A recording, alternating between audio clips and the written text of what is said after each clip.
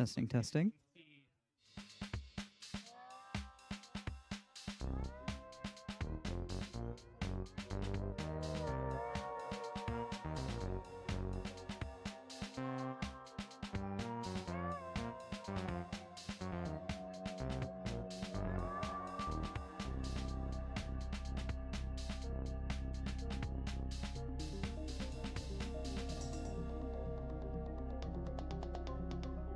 Like a softer mic. Yeah. Right.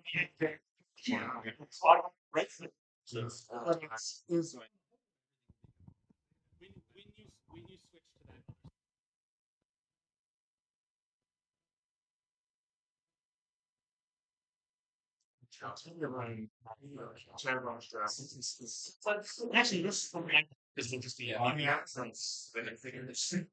it's the only way have like some of these features. You know, it's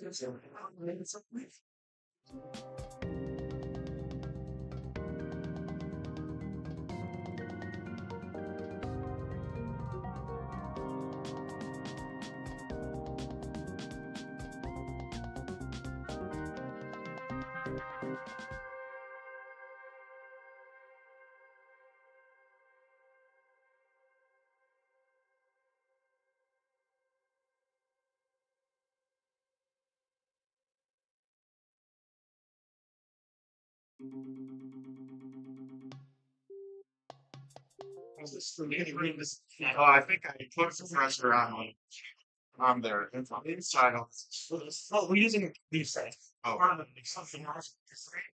That way, actually, if you want to that's frustration. Yeah, and three, you can literally throw one super fast. Yes. And then just settings. Yes.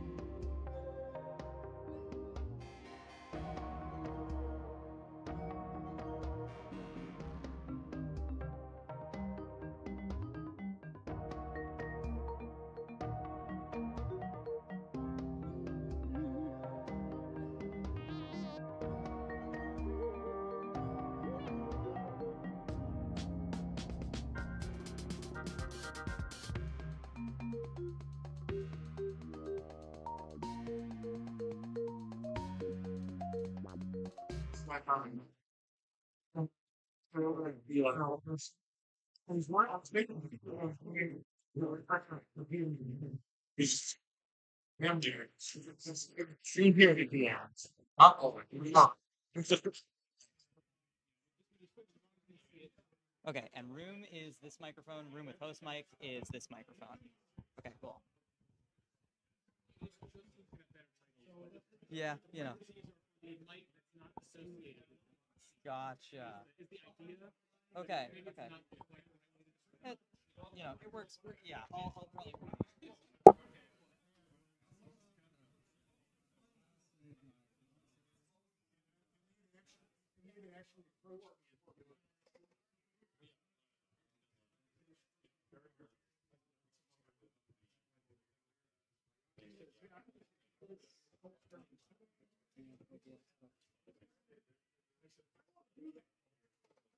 You don't want OBS up there because then you will see it. I'm just getting like a screen layout so that I can control the slideshow and also switch the. You can just do left and right. Should be okay, right? I just gotta be clicking out.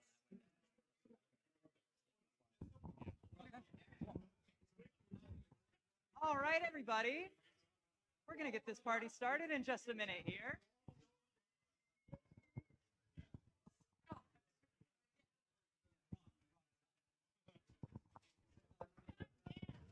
Yeah.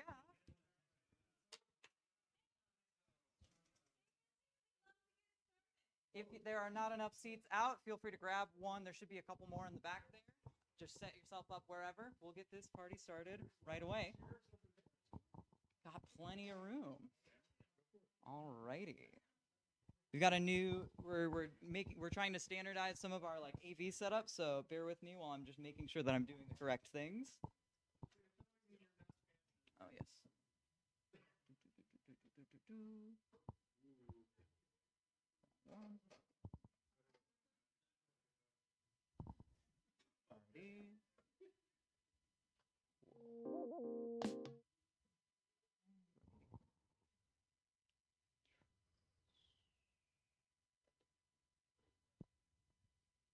Awesome.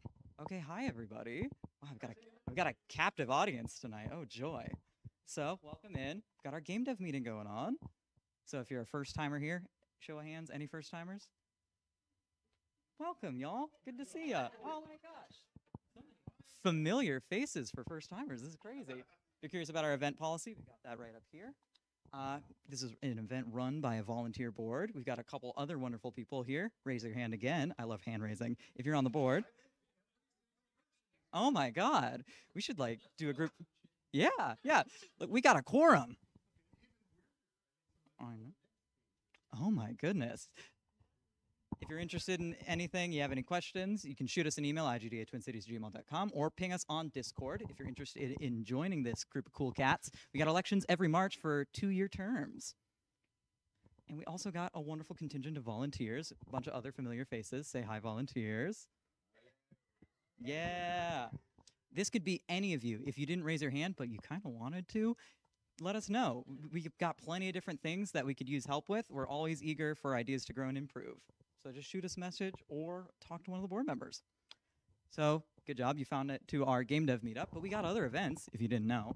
Got events every Wednesday. First Wednesday is Jam Night. That's a social kind of co-working night. You can bring whatever your discipline is and work on that. Game Dev Meetup is our industry speaker and presenter meetup. Twin Cities Playtest is third Wednesday. That's a playtest that can be done remotely or in person. If you're coming in, you can either playtest games or bring a game of your own, or you can always send a build to Mark right over here.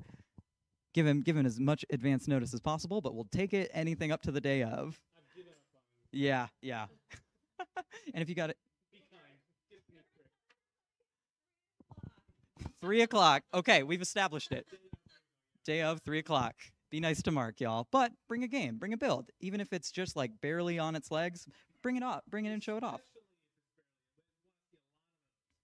Exactly. And fourth Wednesday of every month is our VR HCI meetup. That's specific talks, presentations, and demos on VR, AR, and HCI type topics. Do we have any news about the upcoming this month? Where we talk about MetaConnect and Nice. watch it and cheer and jeer for the one company that gives us less money. Well, that sounds like a blast. So y'all could all go out to that. And we have events on other days of the weeks. Our third Saturday of the month is our Women in Games gathering. So if you in any way identify with the label of women, come out and hang out. It's a social, no agenda networking event. We usually go get food. There's usually pie, and there's usually, or if not always, wonderful, wonderful, wonderful, awesome people. And finally, we've got game.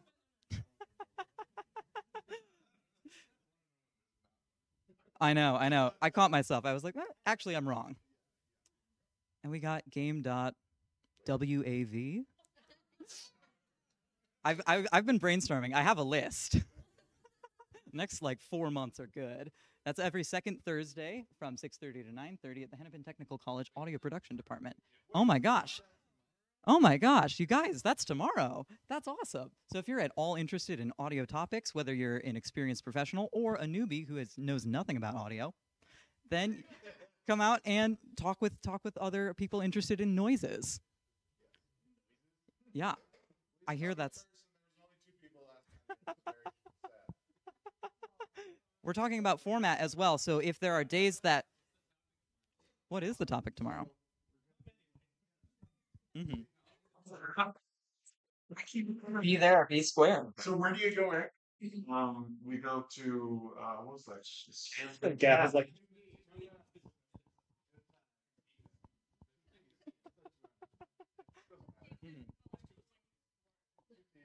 Yeah. But yeah, we are discussing timing for this to make sure that this time slot best suits the needs of the people who would be interested in attending. So if you're really interested in attending, but Thursdays just don't work for you, or specifically second Thursdays, send a message in our Discord. We got the general channel, we've got the specific channel for this event. Let your voice be heard. And if you want to add another event for me to talk about, let us know, or check out more details on the event info channel on our Discord. Should we talk about fishing? Oh. Surprise. Gotcha. It's Ludum Dare. If you didn't know, Eric, do you want to talk about this at all? Since you're hosting it, we're going to be hosting an in-person site at 2DHQ. Guess what? It'll be here. It's a 3-day event starting on Friday. You'll note that October 4th is not Friday. That is, in fact, Saturday. That's because there's an event here on Friday that is taking precedence, which is okay, because that's when the theme is announced, and you should be brainstorming the first day anyway. You shouldn't be writing any code or doing anything. So this was actually a happy accident. Intentional pre-production. So October 3rd, the jam starts at 8 p.m. Central. That's when the theme will be announced. And then 4 through 6, we'll be here hanging out. I'll be here all the days. I'm going to try to keep normal human hours, so I'll kick you out at normal human hours. But you can keep working if you so desire. I don't recommend it. But you can keep working on your game and not sleep at all, like a lot of people do. But anyway, more to come. If you're interested, ldjam.com. Past jams have been there. I've participated in several of them in the past. It's a great way to practice, or to try a new tool, or to do something entirely different. Like, I would like to do art today. You can now do art, and this is a great way to do it, and it kind of forces yourself to do something in 72 hours. So there you go. Yeah. Many people have done this. And if you're interested in getting a head start, you can join our Jam Discord. I'll also put a link into this in our main IGDA Discord, but this will just be a separate space with channels that we'll set up for hybrid collaboration. So quick shout out. Thank you very much to our wonderful sponsors, all these wonderful, lovely organizations that provide us their wonderful spaces for our various wonderful events. Pretty awesome, right? Check them out. Give them your business. Tell them you love them. And we're also sponsored and supported by Nice Games Alliance. This is the nonprofit arm of our chapter that actually helps fund and support our endeavors. If you're interested in providing any financial support towards that, currently we're all just volunteer and donation supported. You can go to nicegames.org. It's what's the word? Tax deductible. I lost the word for it. Tax deductible donation. You can do a one-time or recurring, and that can only go towards the mission of this organization, which will do cool things, which we'll give you some quick updates about since it's been a couple months. So, Mark's going to join me for emotional support. As Sam teaches you what's Yes, going on. my supervisor. So the biggest update is that recently we applied for the Minnesota Regional Arts Council. Yes. That's the acronym, MRAC. Flex Support Grant, which if we get it, due to for the amount of money that we requested, it would give us enough funds to supply some fun arcade cabinets hosting indie games made by local developers. It would help us get better tech for our events in general. That's laptops and computers for playtest, and also for bringing around other events like here, so we don't have to rely on my device. And workshop funds for doing more established, formal topics. And stipends for all event hosts as opposed to just our volunteers, and maybe even if we have it in the budget, some pizza for the holiday party. Well, I think thanks to the support of the community is what paid for holiday party last year, and it's going to pay for it again already. We're gonna have a holiday party. Yeah. There's gonna be. I can't say how much pizza. Right. Right. We might do 2 slices. I mean, yeah. I'm just if you want there to be more pizza, nicegames.org. we'll take your donations. But applying for grants has always been the goal. We really, really appreciate the support we've gotten from individual contributors. Like, it's been incredible, actually. Yeah. And right now we're sort of saving that up because we want to do big things. And our main goal is to be grant funded. And use the individual contributions for things like pizza, extra stuff to make the community lively and fun. Bigger projects, we can't rely on everybody to just chip in because, like, that's not the kind of org we are. Mhm. Hopefully. Yeah, that's the goal. So we've applied. It was like the last week or two of August. It was some fever dream we all had one evening a couple weeks ago. Yes. Yeah. Go team. Beth So- also did some work. Yes. So Beth, fingers the only one with crossed. experience in this area. Right. Your wisdom guided us. Mhm. So fingers crossed. We'll hear in like maybe a month or two. But if not, we'll be reapplying for this kind of stuff in February. But for now, we're also looking at getting some AV tech just to sustain an independent operation for our like presentation meetings. Mhm. So that might be some stuff that we'll start putting some of those already donated funds towards. So if you've donated already, thank you sincerely so much. And then the last detail is we talked about this the last time we did an update at one of these meetings, but two of the projects, workshops and the indie arcade cabinet, those are going to be programmed by a volunteer committee. So once those get up on their feet, we're going to want people involved because we want the voice of the community to guide these programs. So stay tuned for the call out for that. It'll probably start on Discord, and then we'll do either post meetings here, meetings, or schedule. We'll figure it out. Yeah. But we want a lot of voices involved. If you've been like, well, how do I volunteer? What can I actually do? Hopefully, we want a lot of these programs to also give people like actionable things instead of just saying I'm available, because sometimes it's hard to Yeah. contribute when there's not like a list of tasks. Mhm. So we want to make a list of tasks that we need opinions and effort, and we know there's plenty of that in this community. We want to leverage it. Okay, one more of these. All right. There we go. Hey. And in my mind, I'm giving everybody in this room a high five. Thank you so much. You get a high five. Everybody gets a high five. For our community plugs, we've got Jamma Jam. Okay, I'm going to vamp a quick second here. So big thing that I missed because I was gone for last month, and I missed you all so much. But last month was Jamma Jam's 2-year anniversary, which was really big for us. We had a whole little celebration. And partially in commemoration of that, and partially also so we could just go out and meet some of the people out there, we took our team out to GDEX and did a panel there talking about it and kind of reflecting on it and how you can motivate each other to be more creative or be more consistent with efforts or professional development that you want to do while still having a little bit of fun. So this is a cute little picture from us just before our panel there. So it's kind of a little celebration. But if you're interested, it's a 48-hour asset jam. Just make one asset for whatever your skill set is. We accept any format of submission as long as there's some way you can share it and tell people what it does based off of the theme of the month. It's the first Friday of every month, and it runs for 48 hours. Yes, Dale. Oh my gosh. Well, that's me. That's Branson Mariola, indie dev from Ohio. That's Katie Monty, one of my fellow cohorts from UW Stout, freelance 3D artist. And that's Jonathan Gilliland, another friend from UW Stout and a 3D artist by trade as well. This was at GDEX in Ohio. I slapped this image last minute, so it's a little whatever. But yeah. Yeah. Aw, thanks. Aw, shucks. I get that a lot. Yes, let's talk about fishing. If you haven't heard, this is a really cool podcast that you should check out if you care about game dev at all, which you probably do a little bit at least because you're here. We got all different kinds of cool topics and things that you can hear professionals in our area and brought in for professionals from other areas brought in for interviews on. Very high adrenaline tonight, y'all. No, because you have to check it out. Go to nicegames.club if you want to know about the fishing. Anybody else got any plugs, things that they'd like to share? If so, actually, let's test our, we should be able to just set it up so you can shout. But if you want to come up and look everybody in the eyes, that's up to you. I also went to SIGGRAPH, yeah. Really cool, really fun. Maybe. We actually got speakers booked up through the rest of the, maybe January.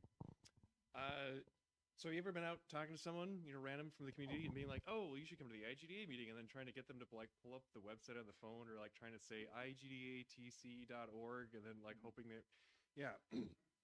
So we have flyers and some like business cards. The idea is like the business cards in particular, like we'll pass them around, like everyone take one and stick it in your wallet. So when you're talking to someone, you can just hand it to them and be like, "Here's some information about the thing."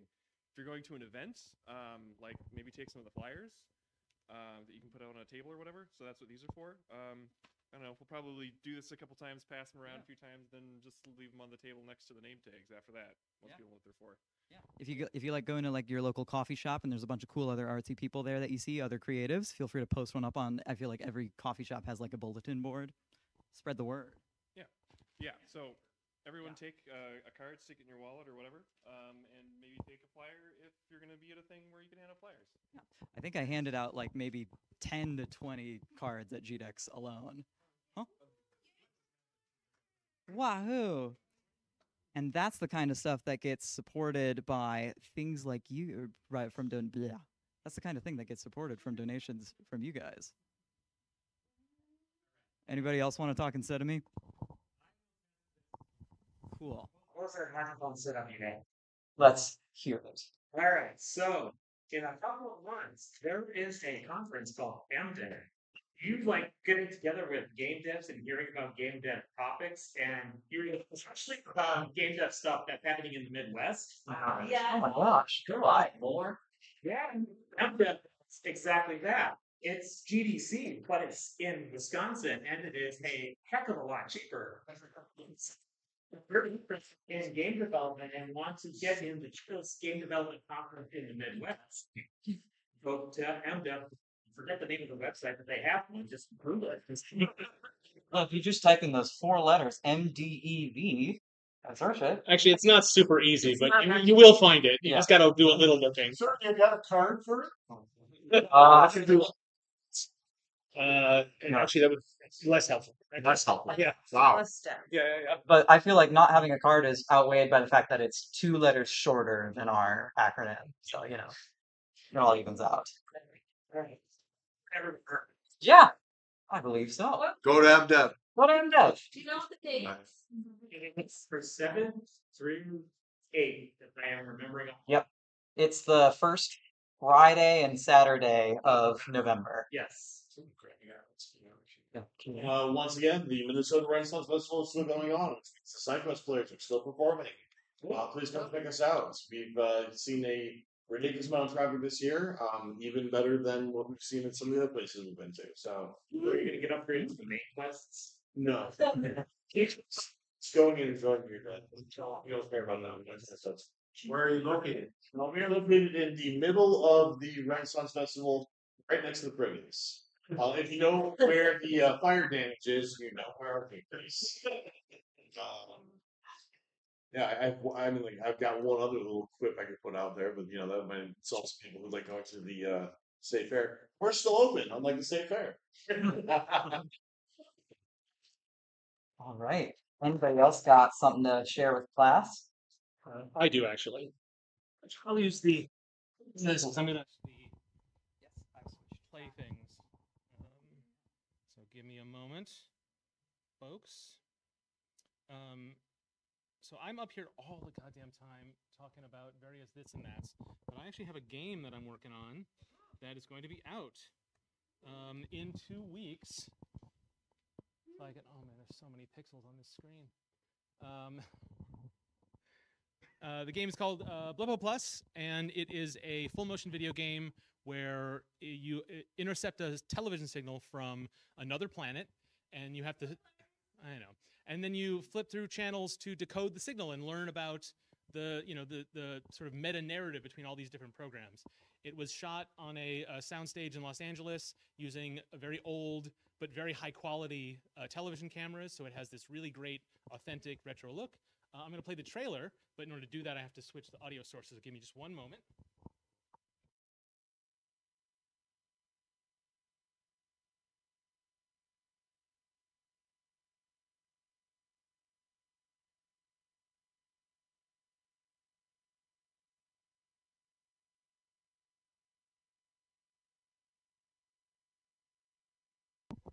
It has been sent out for review, so we'll see. From the people that brought you Untitled Goose Game, and thank goodness you're here, comes a revolution in television. The Blippo Plus trailer starts in 11, 7, 5, 3. Oh, forget it. Science news.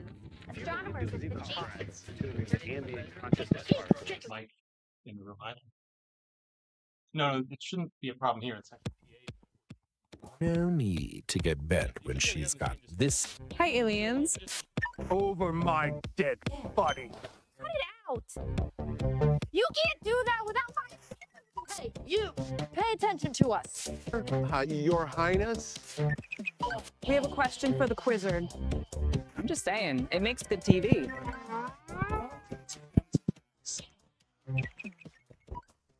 Chance of soul showers later on, but we need the rain. Created by a confused culture of manic entertainment.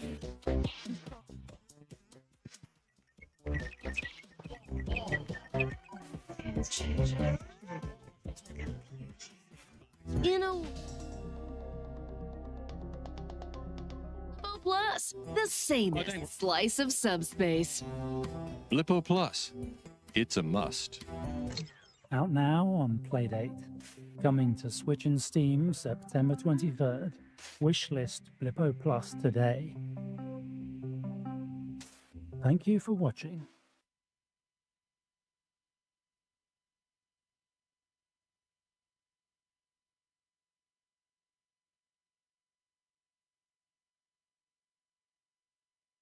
From the people that brought you Untitled Goose Game, and thank goodness you're here, comes a revolution in television. The Blippo Plus trailer starts in 11, 7, 5, 3. Oh, forget it.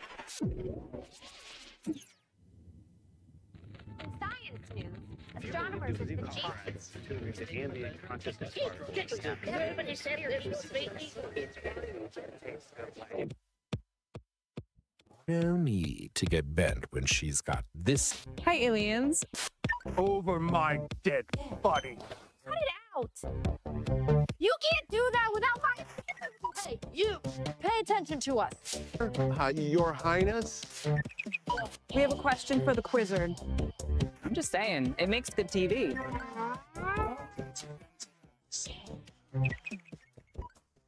Chance of soul showers later on, but we need the rain. Created by a confused culture of manic entertainment.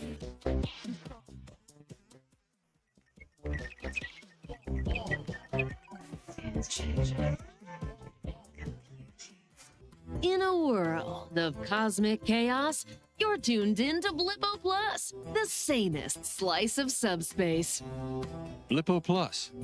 It's a must. Out now on Playdate. Coming to Switch and Steam September 23rd. Wishlist Blippo Plus today. Thank you for watching.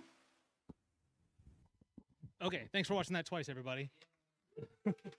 From the people who brought you Untitled Goose Game and thank goodness you're here comes a revolutionary new television experience. You don't like what's on? You can always change the channel. I'm Madeline Planet, and damn it, you're watching Blippo Plus. Yep, see, it's just physics, man. I'm always here, just behind the scenes.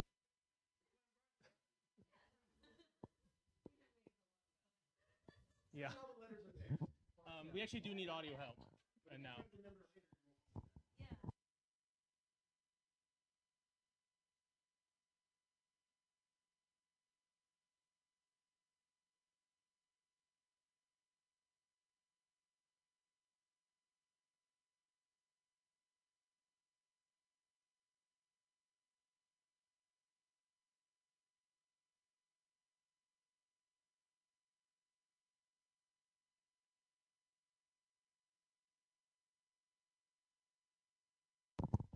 Okay, we're back. It was super fun, and I got to show it to some of my friends, and they really liked it. I will probably talk about this project in a future presentation, I think, because there's lots to it. Localization was a big thing. It has 7 gigabytes of video content. Less than half of it is the high quality color footage you see. So there's all sorts of interesting aspects to it. And then the game design is the trailer is a little cagey on exactly how it works. But there's a lot of nuance to it that I think is really fascinating, but I don't have the energy to get into it tonight. Thank you, everybody. All right. Anybody else got something on this list or beyond that they would like to share with the class? Going once, going twice. Yes, I see a hand in the back. You should be able to just... Yes, it is currently out on Playdate. Yes, it is. That sounds like an awesome question you should ask Mark about. Okay, okay. So I didn't develop the Playdate version. So that was developed by a separate developer, and the way they did that was it's streamed. So it's actually streaming video on Playdate, networked. So all the video is hosted on a server someplace, and it's not 7 gigabytes for that version. It's probably closer to 3 or 4 maybe, and it's actually more compressed than as a whole. I will have lots of technical details, but the version that I created for Switch and PC is a completely separate code base, sort of just based off a similar design from to start with. It actually works slightly differently. Also interesting details I'll get into at another time. But that is fully local, rather than being streamed, piece to piece or live. Whereas the Playdate is 2 gigabytes of storage, which you could maybe squeeze it down to, but also you want to put other games on it. So the brief on that project was it needs to use a networking stack that was actually developed by Panic, the people who make Playdate, for that project. I didn't have to deal with any of that, thankfully. Now everyone wants to bring it to like Android TV and like Apple TV, which in case I will then have to do it. So, pray for me when that comes around. But totally different solutions to result in a somewhat similar result. Very interesting project from like every single angle. So, stay tuned.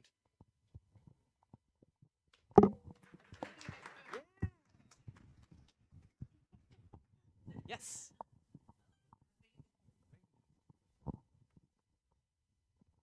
Hey everybody, my name is Carl. Hi. I'm a bit of a teacher, a bit of a maker, a bit of a dreamer. I have some research interest in alternate controllers, and I'm hoping, after going to GDC and seeing the alternate controller world, to make one of my own and submit next year. So I'm looking for maybe a collaborator who is skilled in the development area, looking at something in maybe Godot. So talk to me afterwards and see if you have any interest in making a alternate joystick, alternate controller type of thing.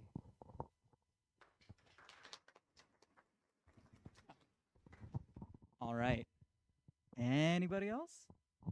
Going once, going twice. We're good. All righty.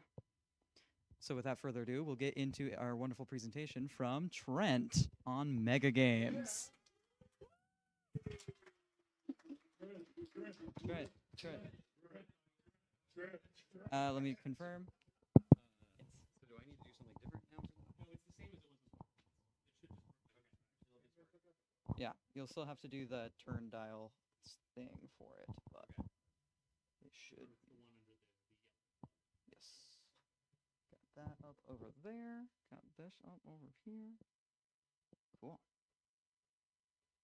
Okay, so then you can just. Okay. Yeah, let's do this here. All right, and I have to talk out of this mic even though it's not amplified. All right. Cool. All right, let's get started here. MEGAGAMES. Hello, I'm Trent Greyoak. I think I know. Hi, everybody. Oh, hello. I feel like I know most people, but if you don't know. And I'm here to talk about one of my favorite things, as my wife knows full well, is MEGAGAMES. And I'm going to try not to talk too much, but luckily Deanna is here to stop me if I talk too much. Raise your hand if you've ever played a MEGAGAME. Okay, yep. Got it. Cool. Well, you're about to find out what they are if you have not played them. Let's go. All right, what's a mega game? Well, it's pretty simple. There's a lot of people, a lot of players. It's also a game. There are rules. You play it. It's kind of a cross between, like, there's some board game elements, there's some tabletop RPG elements, and they're usually 6 or more hours. So, like, usually the big ones are like 8 hours. It's a whole Saturday, that kind of thing. We run a lot of games at a convention. It's usually like 6 hours. There's a control team, which are like moderators. They're there to help run the game. There's a wide variety of different mechanics. Here are some of the different like spectrums that different parts of the game can fall on. You got your more free-form kind of games versus your more like very strict, almost board gamey type games. Some tend to be more cooperative, some more competitive. There's some that you are playing, you don't really have a role, you're just kind of like thrown into the deep end. Other ones you have like a very specific role that you're doing a very specific activity, which we'll kind of go into. Sometimes you can kind of think of it, it's like, is this one giant game that everyone is playing the same game? Or is it a bunch of little games kind of stitched together and they're all interacting with each other?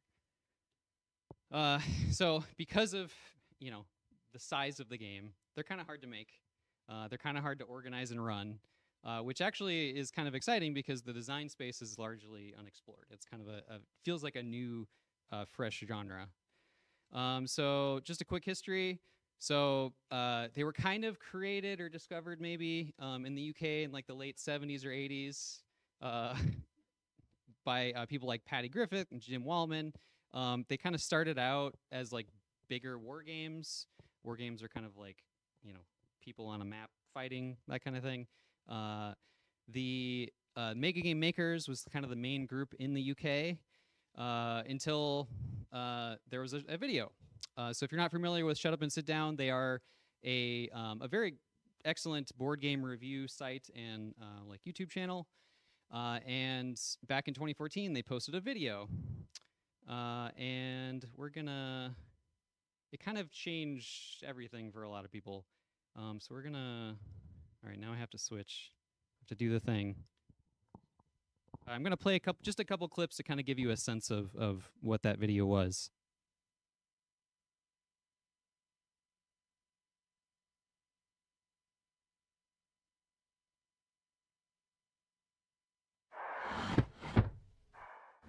I'm just going to preface this with, holy shit, this might be the coolest thing we've ever done. Last weekend, Team Shut Up and Sit Down took part in an event run by UK group, the Mega Game Makers. Who are they? Read the video description. Our game would be about aliens arriving on planet Earth in 2016, and we would be playing the nation of Japan. 20 minutes in, we got something real to worry about as flying saucers appeared over the Middle East, and we found ourselves woefully underprepared for the realities of global politics. So it's all kind of kicking off. This time started with us all sending secret agents into India and Iran where the aliens arrived. Then all of the UFOs in the world arrived, and then all of our interceptors arrived. Basically World War III in South Asia. It's gonna be fine though. It's gonna be fine. Here's the cool thing about those characters, right? The James Bond type special agents we can deploy. They that was for diplomatic stuff, yes, right? but also we're thinking too much like board gamers and video gamers. It's basically a role-playing game. They can do whatever we want. If we want to assassinate a president, if we want to poison a water supply, if we can come up with anything, we just tell a moderator and they come up with a dice roll for it. And then somebody came and did a dice roll on our table halfway through that. Presumably. Did you do something or did someone... No, but fuck.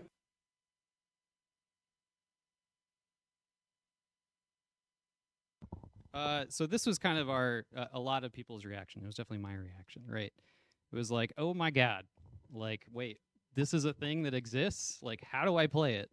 And purely because of this video, all these different mega game groups started popping up all over. All right, so let's look at a couple examples of mega games so you can kind of get a sense of what they're like. So the first one, this is kind of the OG to a lot of us. It's like, this is one by Jim Wallman. This is the game that they were playing in the video. It's called Watch the Skies. It is alien invasion. It is kind of modern age or near future. Very much inspired by Independence Day, by XCOM, if you've played the video game. It's funny, there's a lot of different kind of spin-offs and hacks of it. Like, people got the original rule set and they're like, we don't like this thing, we're going to tack on a bunch of other stuff. Some good, some bad. It's usually around 30 to 70 players, depending on the game. You know, the players themselves, most of them are going to be on nation teams. You might be on the US or China, that kind of thing. You might be a head of state, making big decisions, worrying about your economy. You might be on the military side. You're moving units around a map, trying to shoot down UFOs.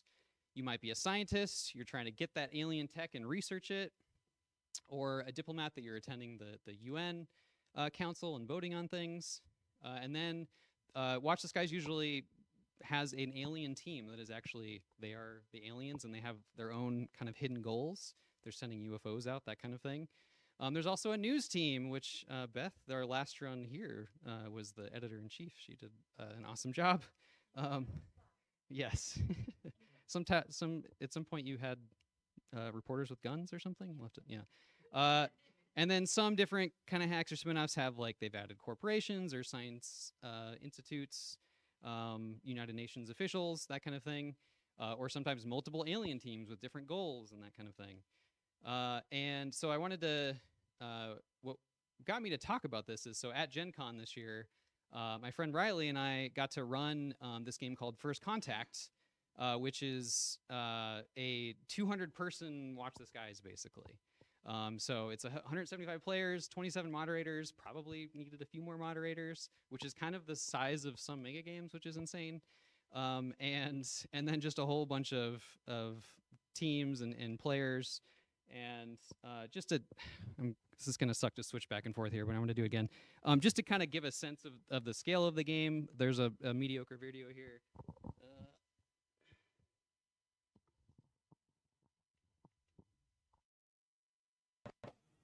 We'll settle. 901. We're a minute behind. Let's go. Hello, my name is Trent Greyoak from Minnesota, and my co-lead game runner here is Riley from Philadelphia MEGAGAMES. And on behalf of the Mega Game Coalition, welcome to Gen Con 2025 at First Contact.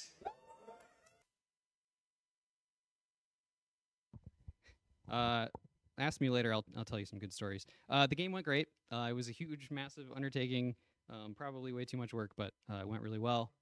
All right, second example, Den of Wolves. So this is probably the second most run mega game, for good reason. It's a good game. It was designed by John Misen out of the UK.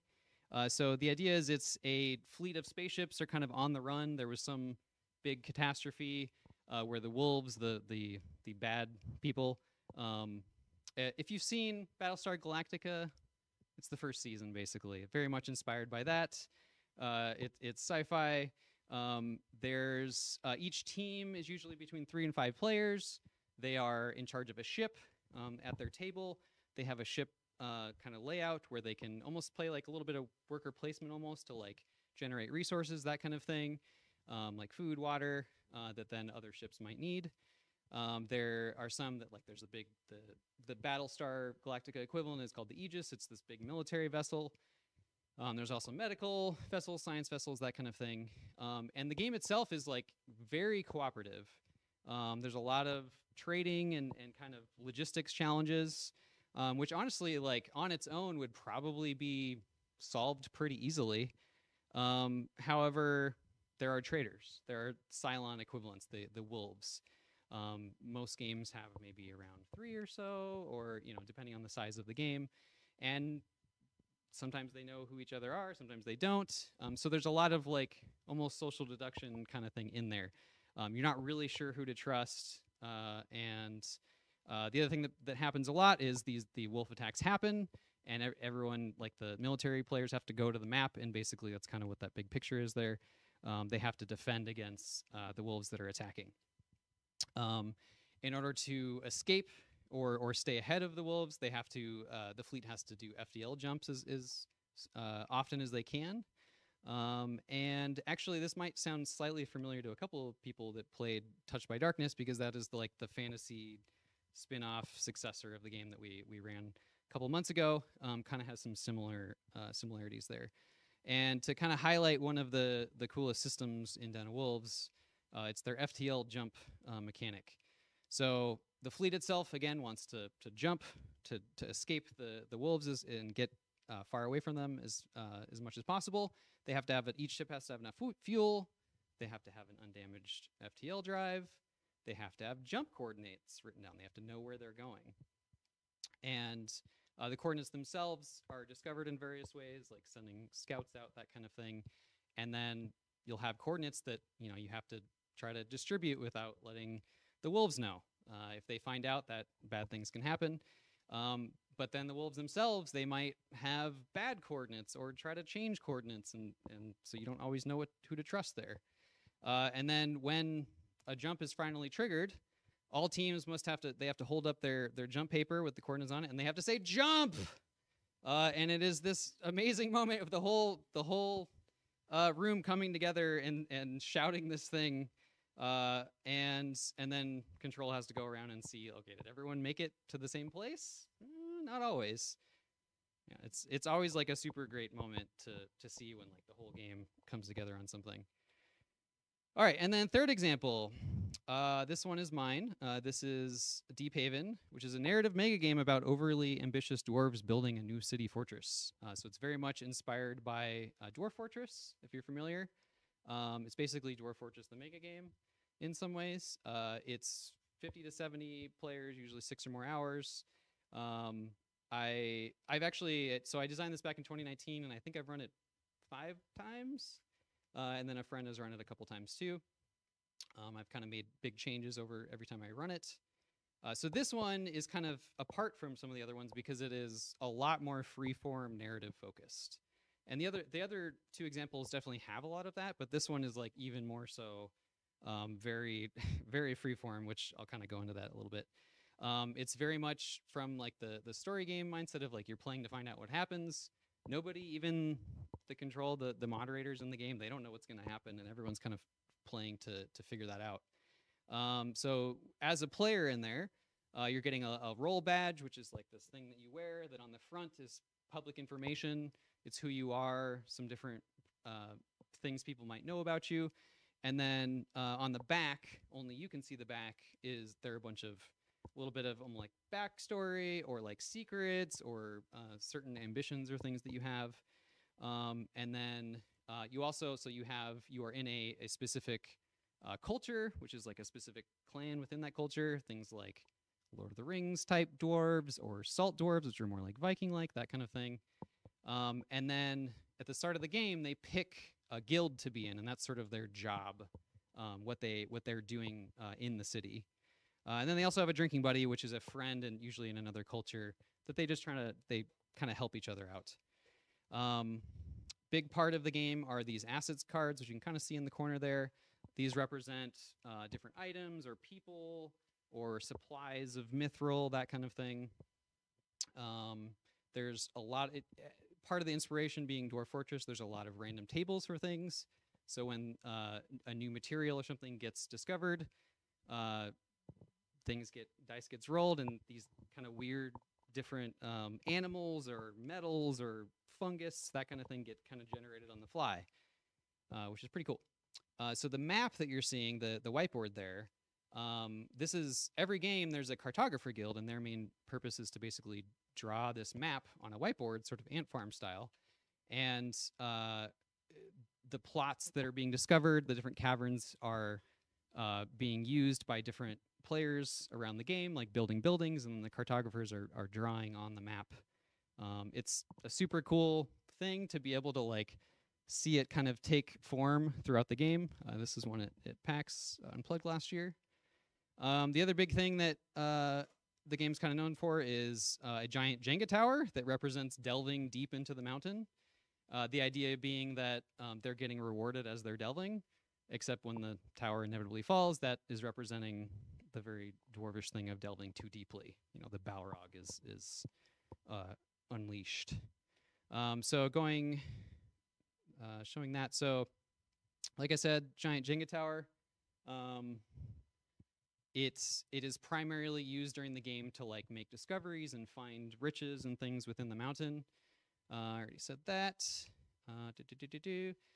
When the tower falls, something really bad happens. There's usually a lot of lava or some invasion of some bad thing, that kind of thing. The other thing that we sometimes use it for is basically a kind of finale type thing. So if there's some big conflict that has to be resolved at the end of the game, sometimes player versus player kind of thing, we basically reuse the Jenga tower to be that thing.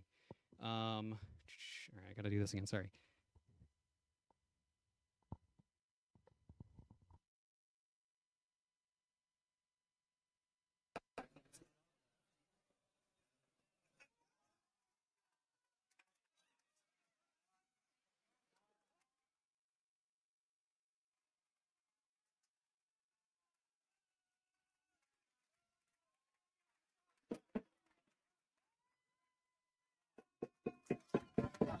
Like I've never seen like 70 people say that it's still because it has this. Okay, let's go over some common elements of mega games. A lot of them have. So I mentioned control. It's kind of a weird UK word for like moderators or facilitators. So anytime you hear control, it's just remember that's like the volunteers that are running the game basically. They're part referee, part kind of dungeon master, depending on the type of game. The ratio of like how many control there are to players can vary pretty drastically. It's actually a big deal when you're trying to run a game, which we'll talk about a little bit later. And there's a lot of different types depending on the game. You might be in charge of like a team, and you're going to be checking in with that team a lot. You might be in charge of the military map, and so you're just handling the military players that come over. Yeah. So the teams themselves, I think Deanna's popping up there. The teams themselves, they usually have some sort of briefing that talks about like their history or their reputation, maybe certain abilities that team has, their rivals, that kind of thing. The goals, what do they want to accomplish during the game? You know, what if you're the U.S., like what, you know, foreign policies are you trying to get enacted elsewhere, that kind of thing. So I threw a few of these in here. These are kind of like mega game like core verbs. It's like the things that you spend a lot of time doing in a game. So the first one here is like plan, right? Like as a team, so often you are coming together and trying to figure out how to accomplish your goals. Like what do we have, and how do we get those goals to be true? So the roles themselves, oftentimes it's a job, right? You're a reporter, you're a head of state. Some games you're more of a character, right? Like you are this fictional character that you're inhabiting. Those also usually have role briefs themselves. It can have like certain rules or things like that that explain the system that only you are going to be using. If you're a military player, your other members of your team might not need to know those rules, and so you're kind of in charge of learning those. I mentioned badges with Deep Haven. Different games do it differently. Usually you have some sort of identifying thing there. And then sometimes there's secrets on the back. So other thing that is pretty common, so when you buy a ticket to a mega game, the game runner may or may not know you. They may not know what you're going to want, you know, if you're coming with a group, or what you're interested in playing, what roles and things. So a lot of times there's a survey that gets sent out, and then they'll assign you teams, casting, that kind of thing. And then, and then they'll usually send out rules, PDFs for people to read, and they'll beg you to read them. And no one will read them. It's fine. Thank you. Yeah. Well, all right, maybe you're all special. However, it is so. The briefings themselves, the goals are actually, we've kind of learned this over time. It's like often those are withheld because sometimes players get their goals ahead of the game, and the game might be a week or two later or something, and they'll just spend a week or two just making these amazing grand plans, which actually like sometimes is not a good thing if a bunch of players come in with a plan and they're kind of like trying to railroad the game. So a lot of times those types of things are withheld pre-game. So the structures of the games themselves, there are usually turns. Usually they're about 30 minutes, but I've seen games with like an hour turn, some with like 15-minute turns, that kind of thing. Depending on the length of the game, it's like 8 to 12 turns to kind of give you a scale of things. Some of the common parts of the term, there's usually like a team time where you're just sitting with your team kind of discussing. And then some games have like a specific role that you're doing, so you go into that part of the room or other room or something and do that activity. And then you might come back, and then there's the news might be announcing what happened that turn, or there's announcements, that kind of thing. Sometimes there's lunch. This is actually a very controversial thing for game runners of whether to have a lunch break or not, which sounds insane to me because I get hangry. It's kind of like a crucial thing just even to give people, the control members, a break. I don't know why it's controversial. It's weird. And then a common thing is a debrief. Like the games that we run, we always have a debrief at the end of the game where like we usually have one person per team come up and kind of talk about what their team did that game. You know, what are the highlights for them, that kind of thing. Sometimes games will have control to do that too. We usually like the players to do it. All right, money. This is something that is some kind of money in every mega game, basically. It can represent income or your nation's GDP, that kind of thing. How it's used is generally money tends to be kind of like a catch-all mechanic where either for free-form actions or it has a bunch of different uses for it, that kind of thing. For Deep Haven, I have like silver and gold, like they're actually washers, which is kind of funny, and then we spray painted them. It's actually really cool because they feel kind of coin-like. And then there's usually some kind of resources, things like wood, food, that kind of thing. These tend to have like more specific uses, like if you might need a certain amount of food every turn, or wood to like builds walls or things like that. There's actually a game called Goblin City that they have weird bugs and shiny rocks, I think, and excellent moss. So kind of more out there with their resources, which is kind of fun. Both these things, money and resources, like they have innate gameplay, right? Like they just kind of like, if you were to put people in a room with random tokens or fake money or things like that, like they'll probably figure out how to play a game with it, right? It's just like that sort of tactile thing of like, hey, I want this, trade me that kind of thing. So this is another verb, is acquire, right? Like that's something that you're doing a lot, is like you're trying to, either because of your goals or things like that, like you're trying to acquire something that somebody else has, or you're playing some sort of smaller game to get those things. And then once you have those things, or if you have money, you're trying to decide how best to utilize those things, because you can't do everything, and there's a whole lot of chaos going on. And so maybe as a team or as a single player, like you're trying to figure out how to best use those resources. All right, military. This is another pretty common section. Not every game has it, but Watch the Skies ends up with it's dudes on a map, right? It's like units that you're moving around, that kind of thing. You're fighting for territory or zones of control or influence over areas, that kind of thing. Sometimes it's PvP. You might fight other nations or teams. It's funny, like peace breaks out more than you would expect. It's like, I don't know how many times I've seen a military map where they're all just kind of standing there and are like, we're all friends. Like, what do we do? So that it's weird.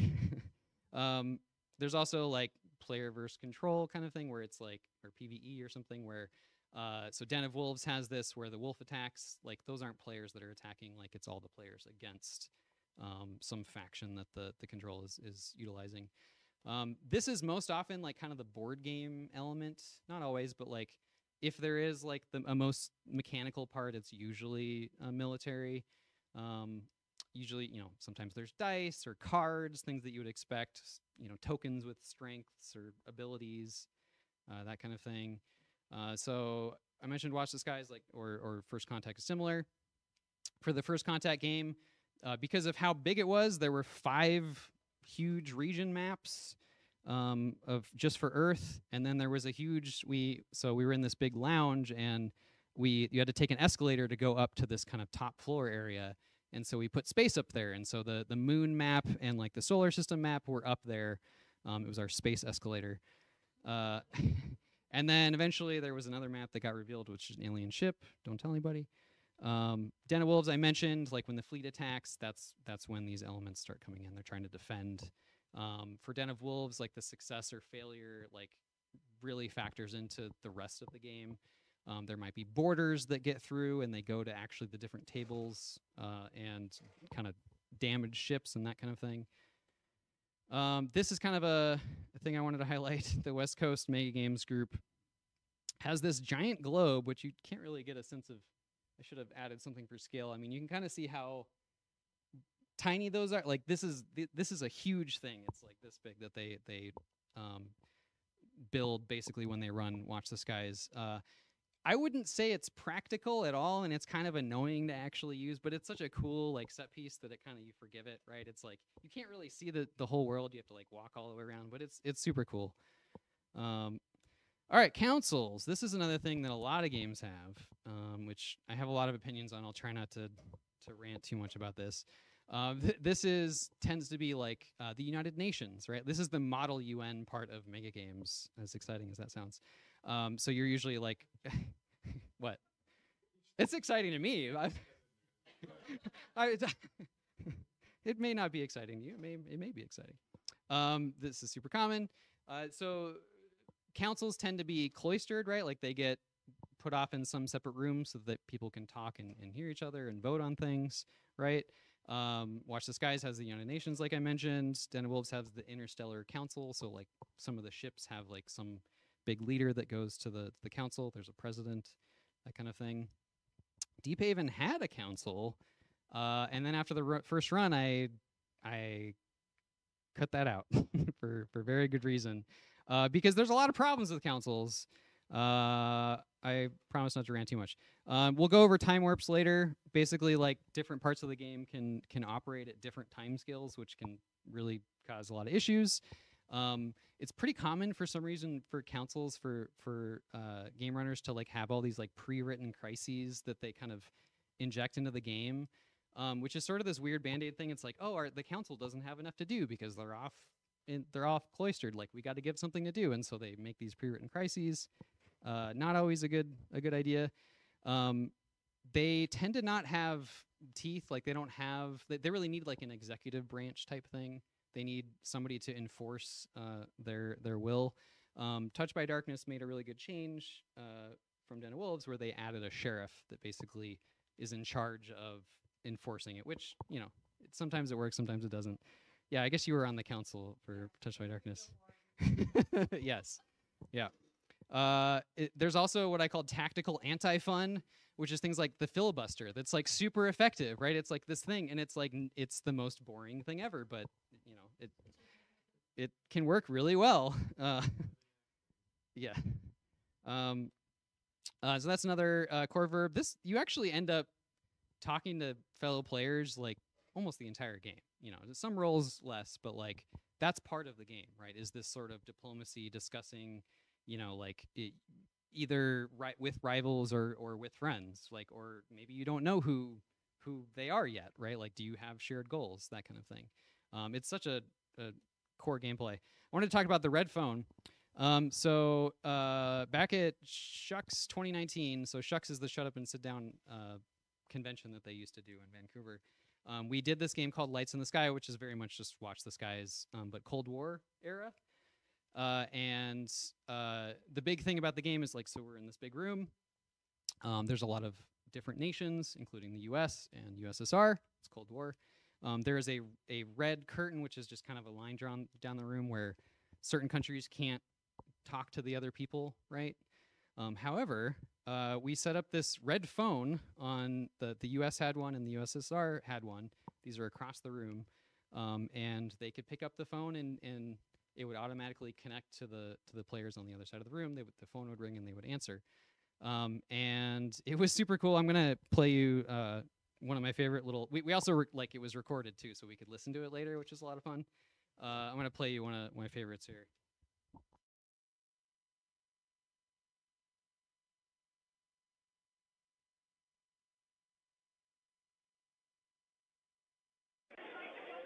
Soviet Union. How may I direct your call? Hi. If you are the Soviet Union, I would just love to talk to you about things. I love pandas, and currently we have a panda. Did you know that?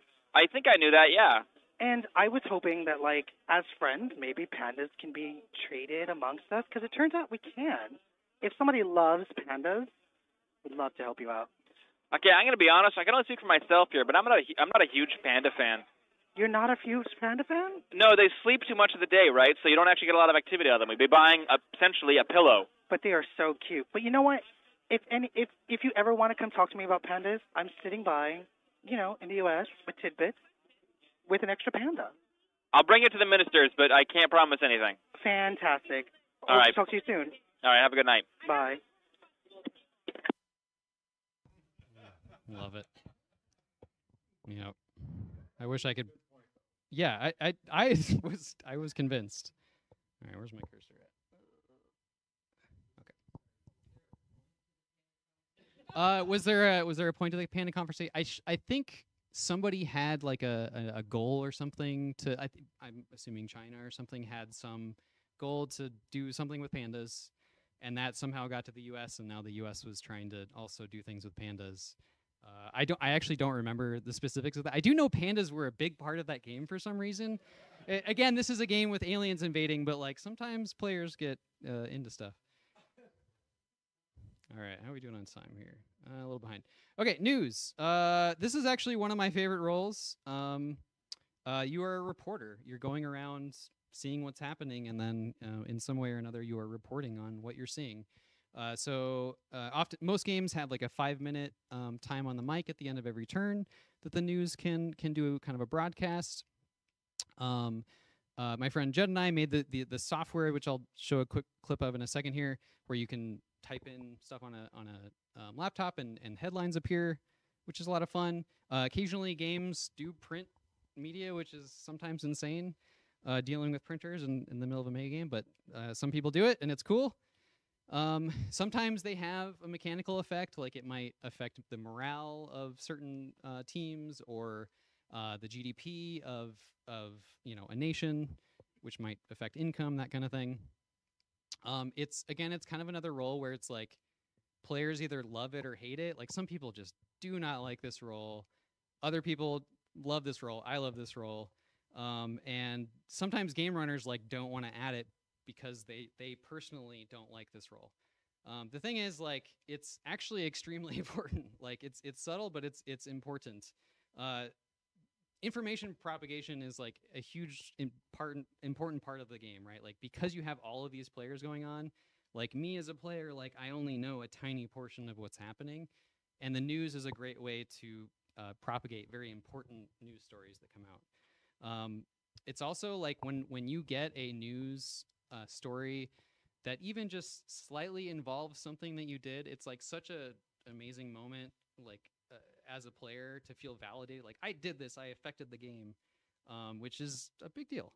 It's also tends to be a little bit of a check on power, not as much as you'd hope, but like, if somebody is doing something bad, if the news is reporting on it, like perhaps, other nations or teams or something they're gonna be like, wait a minute, like we need to figure out what's going on there.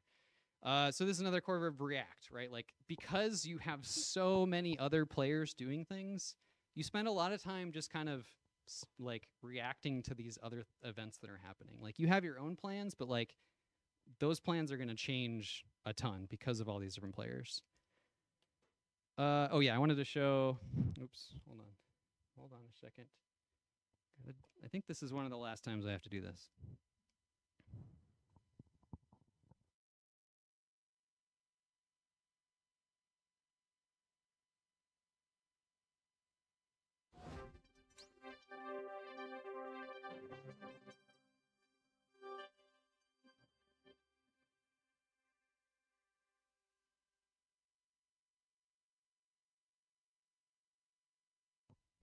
All right, special agents or spies.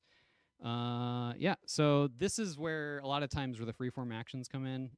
Some games don't have specifically spies or things like that. We'll talk about freeform actions a little bit more later, but often special agents are doing this. So they're trying to investigate something, They're trying to spy on another nation, research things.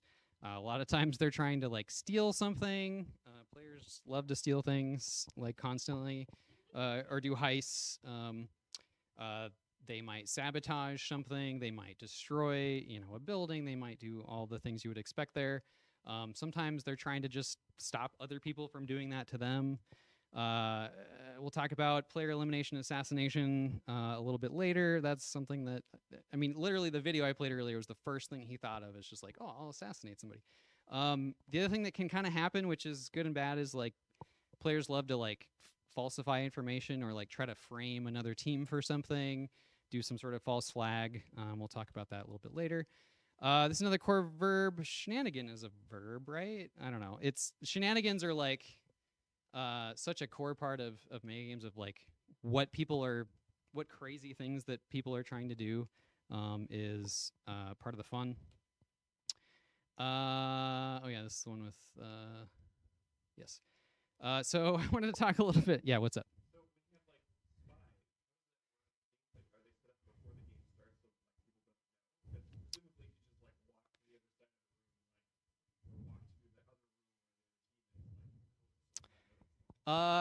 In this case, spies are, I guess, yeah, spies would be more like a mechanical thing that you're using. It's like a token that like or an action that you're taking. It's not necessarily a player isn't the spy. It's more like you are, yeah, sorry, that's a little confusing. It's like you are, as a head of state or intelligence person, like you are doing a spy action or a special agent action.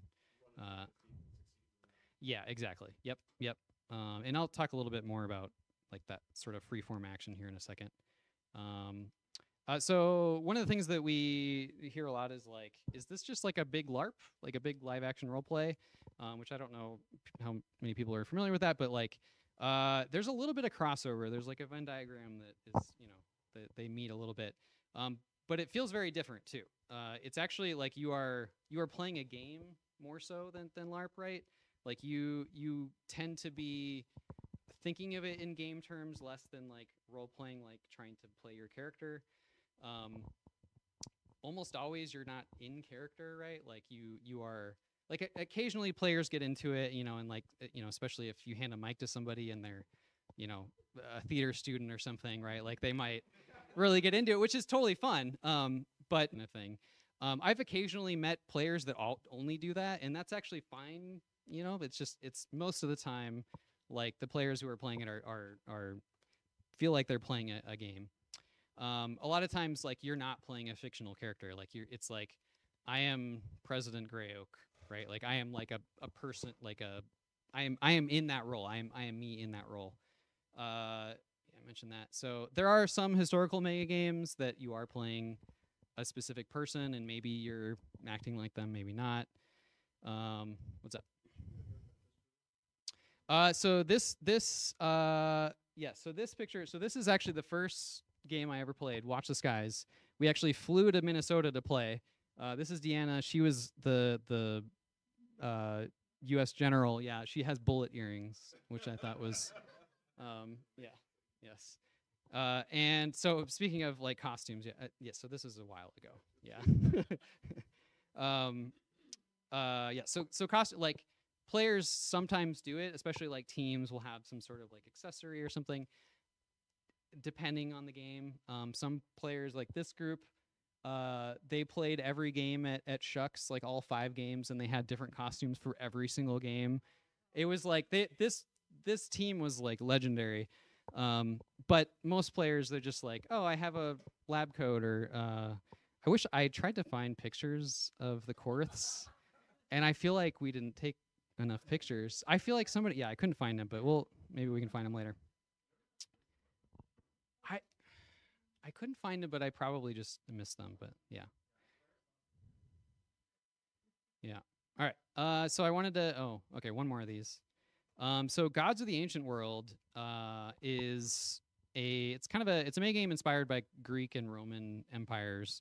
Most players are playing on like different teams within the Greek and Roman empires, but there are gods, which are players who are it's Zeus, Aphrodite, and they're kind of cloistered away from the game a little bit. and they're hidden from the rest of the game, but they're very powerful. Like they have these big effects that can happen.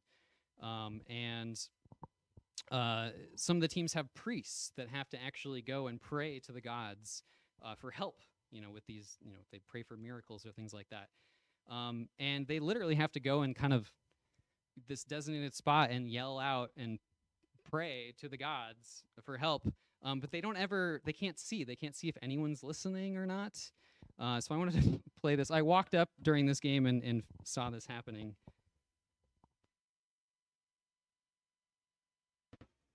Y'all, it's Alice from Papyrus again. Hope you're doing well. It's been kind of rough down here, but good stuff is happening. I've been sending some notes. I've heard back a little bit. Demeter, I hope you like my pie. I worked hard on that. I'm working hard on that crust. So I hope you had some. I hope you were able to send that to some of the other gods to share. I got a couple notes here, and apparently I gotta go. Bye.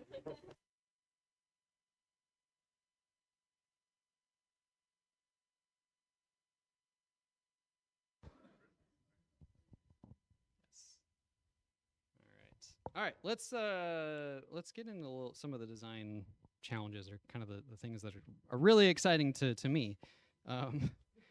So this is a unique genre. Like, this is not a combination of other genres. There's aspects of other genres, but it is its own thing, right? And you can take lessons from other games, but like that wisdom is not always going to transfer, right? It's like the lesson, and in fact, sometimes it's dangerous to listen to the wisdom of these other smaller, like other genres, like too much, because you can get into trouble. And again, like these things take a long time to develop. There's a huge amount of effort just to organize and run it, which means to iterate on the design is like, it takes a long time to do that. So let's get into a little bit freeform actions, which we talked about with the spies a little bit. So things like, I want to steal the Declaration of Independence. I want to, yep. Everyone tries to do that, and they think it's the most hilarious thing. It's like, every time. I want to mind control the Queen of England to say weird things on Twitter. I think this happened in the last game. Yes. I want to miniaturize a nuke and send it to the Peace Summit in someone's pocket. The Peace Summit is on the moon. Like things like that. Why? Why allow it? So the big thing is it creates like immense agency to shape the game, right? Like this is not the control like dictating what the game is what's gonna happen in the game. The players get to do that, and that's super cool, right? Like that's like a huge amount of control that you really mostly see in like tabletop RPGs, but this is a huge game. So let's see here. Prevalence, yeah. So not every game has a lot of this. Like most mega games that I've seen, like usually have some aspect of it, some more than others. What I do see is sometimes you see a game that doesn't have any freeform action. It's all very mechanical, and often a lot of times players or especially people that have played other mega games, like they bounce off of it. Like they expect some level of agency. Like they expect to have some big effect. They're not just playing a big board game, right? Like there are board games that you can play with a whole lot of people, but this is a different genre.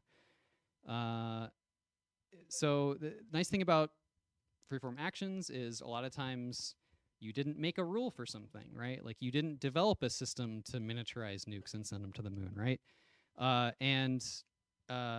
If you were to start adding those systems for these like edge cases, like the game would just become more and more complicated. It'd be harder for control to run it.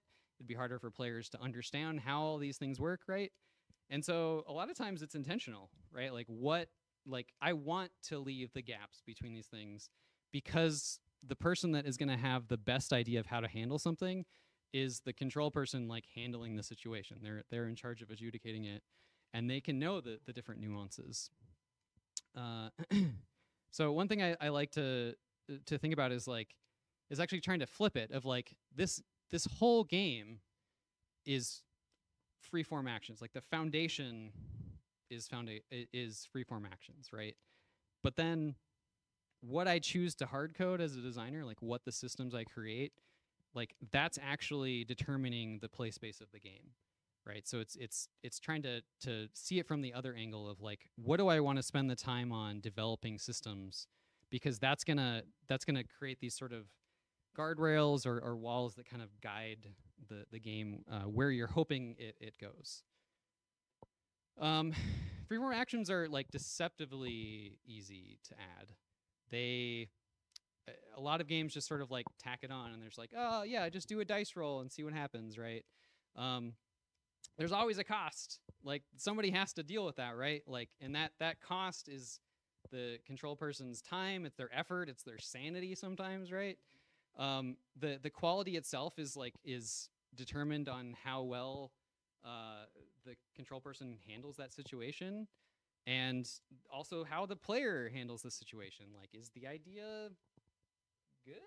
You know, is what they want to do, is it actually interesting to other people? It depends. It really depends. And that sort of that sort of freeform narrative that develops, like it becomes kind of fragile too, right? You need a system. Like you can't just tack on something with no thought of like, yeah, it'll handle anything, right? Like you really do need to think about like, what is the usually the simplest system, but like what is the system that does what I want it to do and have the effects, and also support the control people that have to deal with all of these different situations. Yeah, I feel pretty passionate about it. I'll try not to rant more. There's a lot of pitfalls that happen, right? There's a lot of, by adding a big freeform type system in there, like there's a lot of things that you may not you may not know right away of like what players are going to do with that. Yeah, there's a lot to say about that. I'll keep moving here. There's a lot of game. So I'm big into story games or like tabletop role playing games. There's a lot of lessons to be learned there. Sometimes they transfer. A lot of times they actually don't. You're not sitting at a table with 4 other players where like, as a GM, where you can see their faces and see how they're reacting and deal with that. Like that's not what is happening in a megame. It's chaos, right? It's like you're, as a control person, like you're just, a lot of times you're just trying to stay afloat and like deal with, you know, all the different players, right? Like you can't have the same sort of like intimacy of like knowing the player and how they're doing, right? Like you try your best, but it's like it's very different than playing at a you know, kitchen table with a couple other people. One thing that illustrates that is the Deep Haven Giant. So the first run of Deep Haven back at Gen Con 2019. So I mentioned the block tower. This one was like painted different colors, which is cool. It represents delving into the mountain. During that game, probably midway through the game, it started to get really wobbly, right? They were concerned. A couple players happened to have this asset card that was for Jeff the Giant. No idea where he came from, but there was Jeff the Giant. And so somebody got a bright idea of like, let's hire the Giant to kind of hold up the mines of Deep Haven, right? And the way that would work is like the person would go and hold the Jenga tower and people would continue to pull blocks. Brilliant. It was a very memorable moment for the game. This is not something I adjudicated. This is something that one of my control people and I walked over and I'm like, hey, what you doing? Why are you holding the Jenga tower? Because, you know, they were happy, right? Like everyone was happy. This is so great. But it breaks the game because so many different mechanics are like expecting the tower to eventually fall, right? Like there's a lot of risk that is involved with this. And so I kind of I could have just said like, sorry, that's not allowed, you know, like let it go. Like, but that felt also really wrong. And so I really like, how do I fix this in a way that is not gonna, you know, make players frustrated or sad? And freeform actions was the rescue. So I had heard that there was somebody actually didn't like this giant for some reason. Like somebody in the Salt clans like didn't like this giant, and I heard about that and I went over and kind of encouraged them like, hey, like this giant is like getting famous for holding up this the mines. And so they ended up doing an action to stab the giant, and they had to relinquish control of the tower, and it fell over. Yeah, which was that was really good. And also, just in case you're concerned, like Jeff ended up becoming a famous barber or something in the game. No. So the first lesson that you learn about Jenga is you cannot control unless you hold it up. You cannot control when it falls. Like there's a lot of like people have like tried to like see statistically like but there's too many factors to really know how many blocks are going to get pulled. So like I've seen other games like play with Jenga towers and like they try to like control. It's like, all right, like we need to make sure that this doesn't fall because like till the end of the game, and you can't do that. So like with Deep Haven, it can fall twice in a game. It can fall 6 times in a game. Like it depends on the blocks, the size. If people are, some people are crazy with Jenga. They just like, I'm gonna pull a middle block, and it's just like it's the only one holding up that row. It's like you can't plan for that.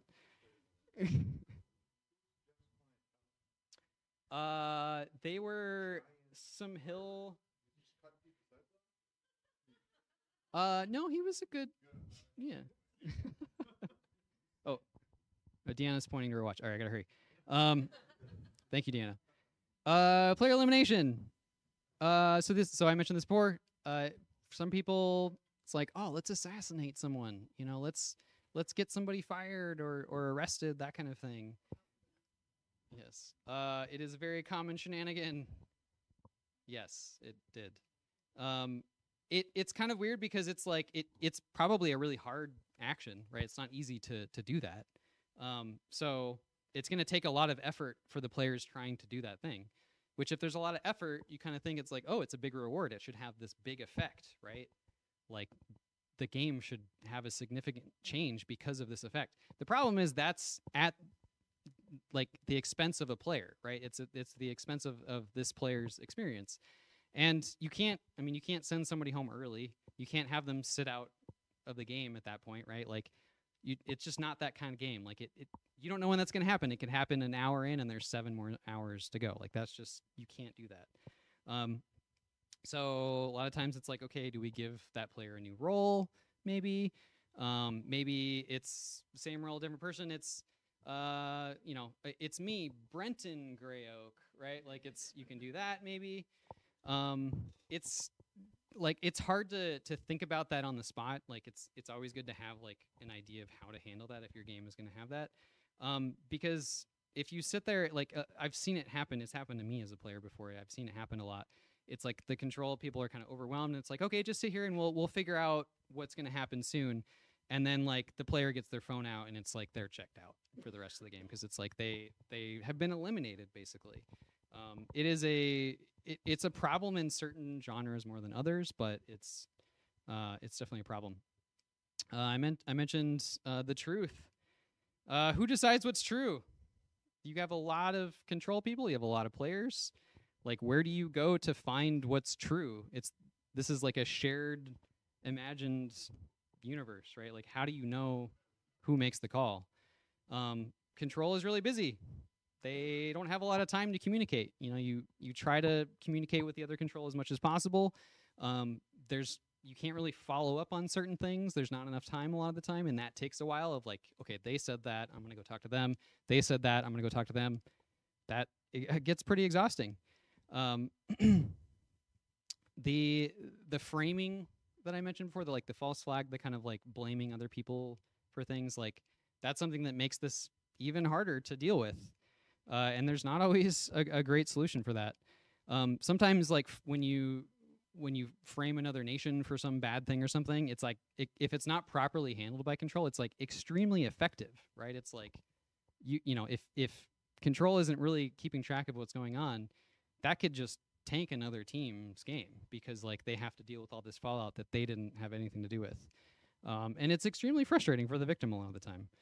There's a couple things that help. I always like to make players write things down, right? It's like, okay, write this down, take it to the other control. Like as much as you can have the players do the work for you, that is nice.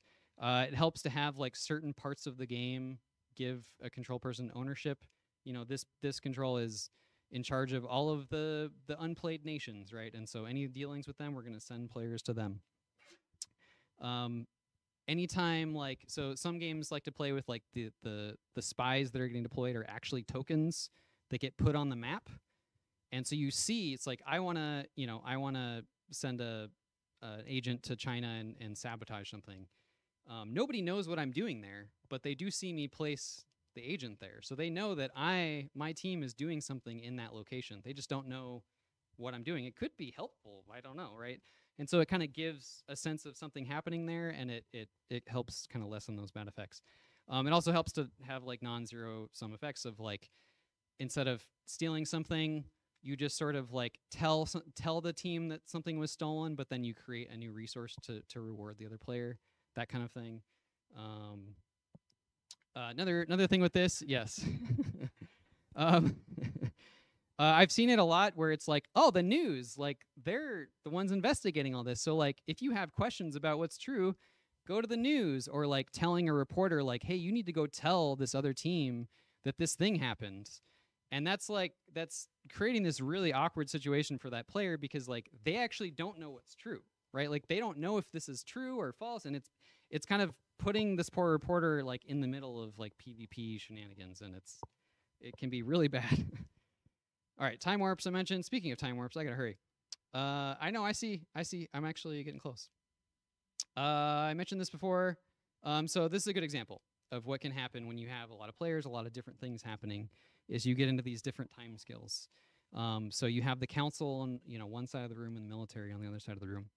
And a military player says, a council player says, let us begin discussing potential hostilities in the southern, and then a military player says, I move my army into the south, right? It's like in that amount of time, they've literally just caused a war in the time that it took a poor council person to say a sentence, right? These are very different time scales that are happening. And it can cause a lot of issues with the council, right? Like you can feel disconnected. It feels like you're not actually playing the rest of the game.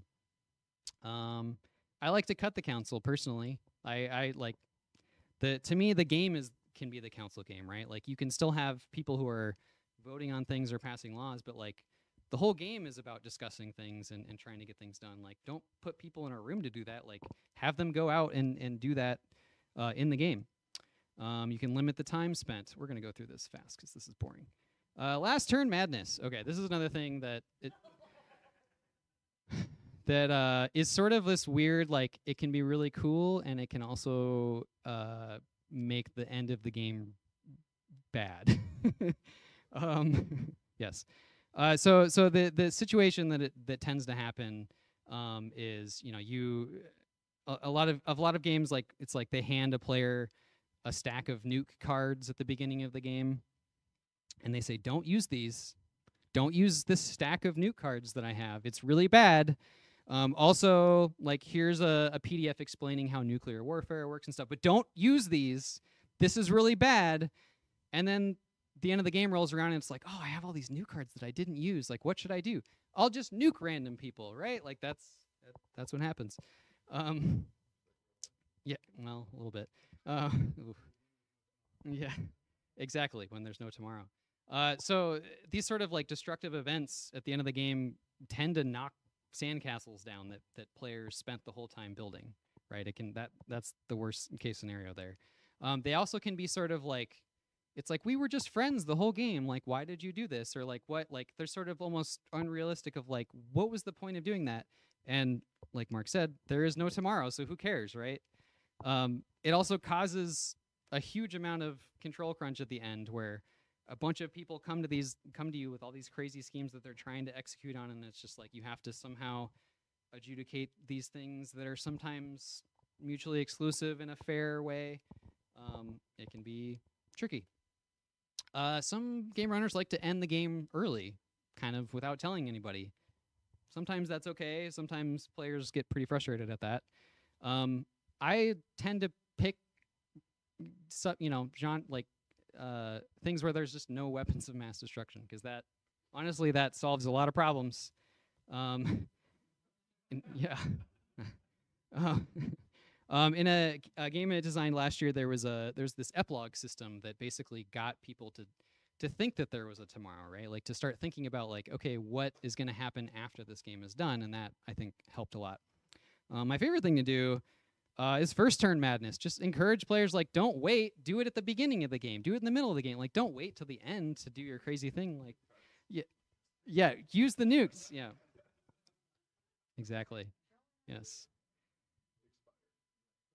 All right, a couple more I'll fly through. So winning, honestly, winning is kind of, to me, I always think of like don't count the winners, count the losers. Like how many, there's one winner, how many losers are there going to be? And how is that going to feel for the players, right? There's a lot of players. A lot of times, like if the player wants to kind of gauge how they did, they can look at their personal goals, their team goals, that kind of thing. Oftentimes you get sucked into some other part of the game and you just forget about your goals. And like, honestly, that's totally fine. I personally like citation needed, but like I think the more like specific objectives and things that you give players, the more like emphasis you put on those, it actually can kind of take away from the fun for a lot of people. Some players need a little bit of that. Some players need something to latch onto. But honestly, like it seems to me like the people that are going in there and finding their own fun tend to have the most fun. They tend to find that fun. So because of PvP, I mentioned it a few times. Freeform actions make it really difficult to have like a meaningful PvP game, right? It's I want to see, and it can end up being kind of Calvin Ball ish, if you're familiar. Sometimes you can have parts of the game that have that more than others. Ideally, you're designing the game in a way that like failure is actually fun in some ways. That's not always hard.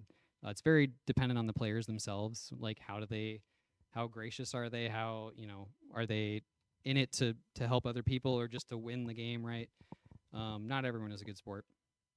I think there's a lot to learn from like the safety tools or scene negotiation or things of LARP. All right, scalability, blah blah blah. I'll go through these super fast. So scalability is like a thing that affects a lot of game runners because they want to run other people's games, but they may not be able to have the space or that kind of thing. The problem is like, how do you design a game that supports 30 people versus 60 people? Like can you that's a big difference, right? It's a problem. We'll go through. Also control count, right? Like the ratio, like the UK, because they have so many people that are into these games, they just like throw more control at the problem when there's a problem. And they end up with these like, there's one control for every 4 people, which is, how do you scale that up? Generally like 1 to 10 is kind of what I go for, or more than that is kind of the dream. A lot of these are obvious. Let's go through these. I will say that like I've played or been control in certain games where because they are badly designed or the control experience is awful, it's boring, right? And like you're asking somebody to volunteer their time for like 8 or more hours at something that's really boring, and that I hate. It is like, honestly, it's worse than having too few control or not enough, like too many things to do. I would much prefer my control to be like have too many things to do than not enough to do, personally. So ways to reduce the control count: you can de-emphasize certain things. You can add more trade or political type games, cooperative mechanics. You can trust players to, like, we always like to just go get your tokens, go get your income from the, like you can cheat. Try not, please no, don't cheat, but like we trust our players to go and do that. Playtesting. How do you do that? I don't know. Do you have 50 people come over to your house for the whole Saturday? I don't know about that.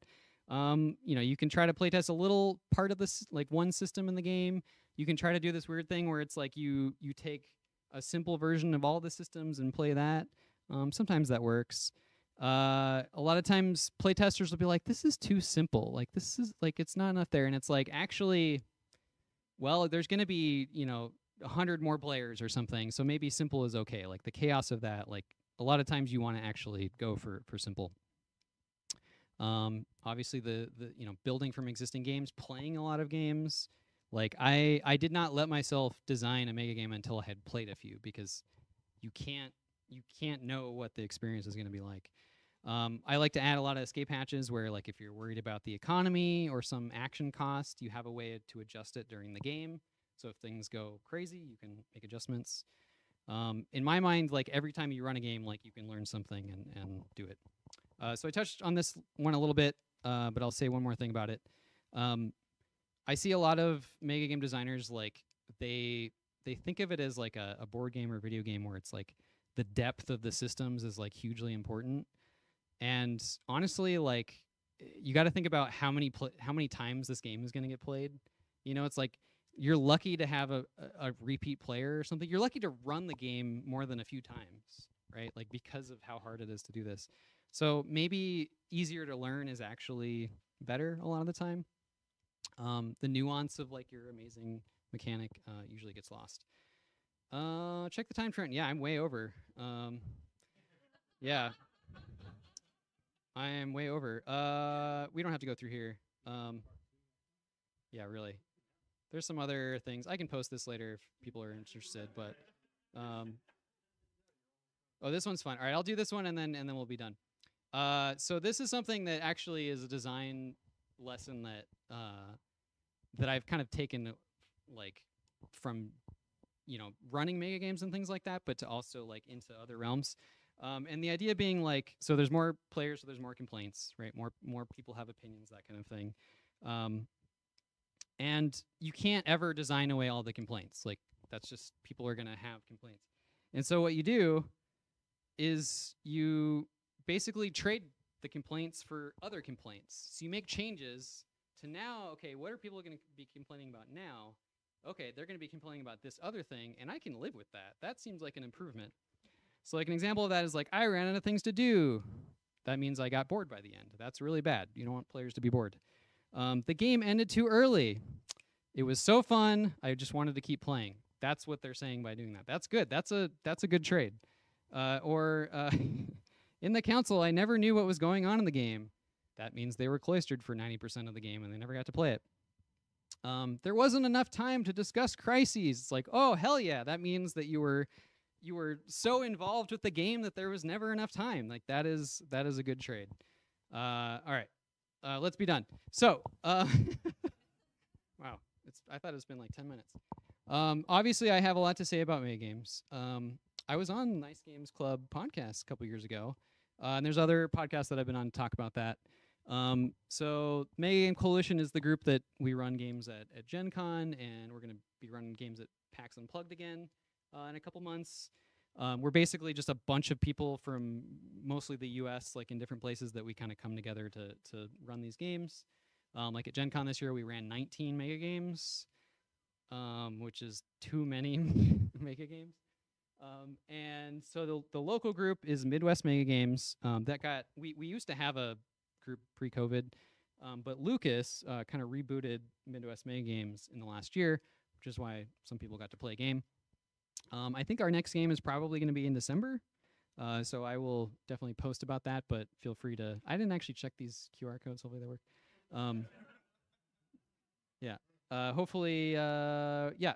At the very least, we are going to be running one in the next few months here. So if you're interested, and hopefully you are after that, yeah, you should check those out. So what time is it? All right. Well, we got a few minutes for questions, and then we will go to the bar after. Yes. Yes, this can go. Let's make this full here. So I turn this one off now?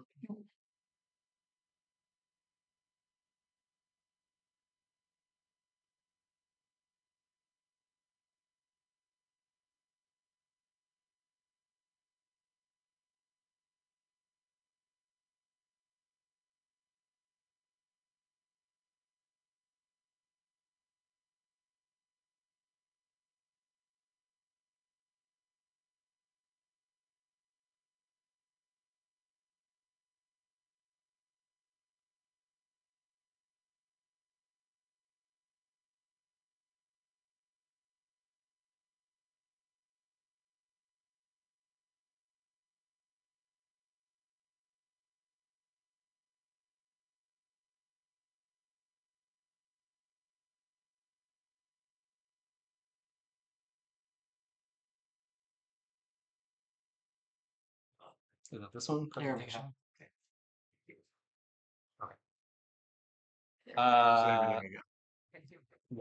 Say everything again. Yeah. Omega is the group.